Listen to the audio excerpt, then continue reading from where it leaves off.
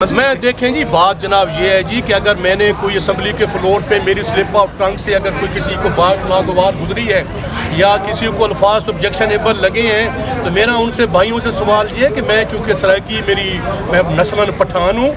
ہم سرائکی بولتے ہیں اور ہماری مدر ٹنگ سرائکی ہے اور ہماری عام روٹین میں جو ہے یہاں پہ یہ ایک میں سلینگ سمجھے یہ ضرب المثل ہے جو میں نے بولا تھا، یہ سلپ آف ٹنگ تو ہو سکتا ہے لیکن اور جو یہ لوگ بڑے جو لوگ یہ کہتے ہیں اور مجھے بڑے بھاشن دیتے ہیں تہذیب کے اور تمدن کے اور اس کے، میں ان سے پوچھنا چاہتا ہوں کہ پاکستان کی سیاست میں گند کھولنے والے کون ہیں؟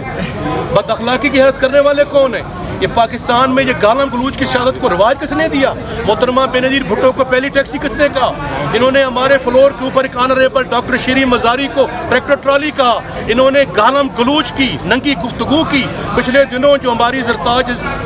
گل صاحب ہیں، ایک شخص جو ہے وہ اسمبلی کے لیفٹ سائڈ سے اٹھے ہیں اور ایک خاتون کو مارنے کے لیے تولے اور گندی گالیاں دی گئی ہیں۔ یار دیکھیں، میرے ان الفاظ کی وجہ سے اگر کسی کی دل آزاری ہوئی ہے، لیکن اس میرے الفاظ نے پورے دریا کو سمندر پر کوزے میں بند کر دیا ہے اور جیت کے یہ ایسے ہی آئے ہیں۔ فواد چودھری نے کہا کہ انصاف جو ہے اصل کہنا کیا چاہتے تھے؟ مستی خیل صاحب میں کہنا ان کو یہ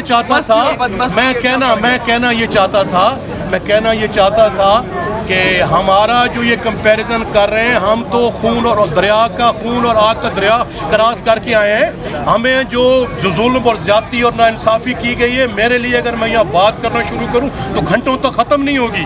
آپ کے پاس ٹائم نہیں ہوگا۔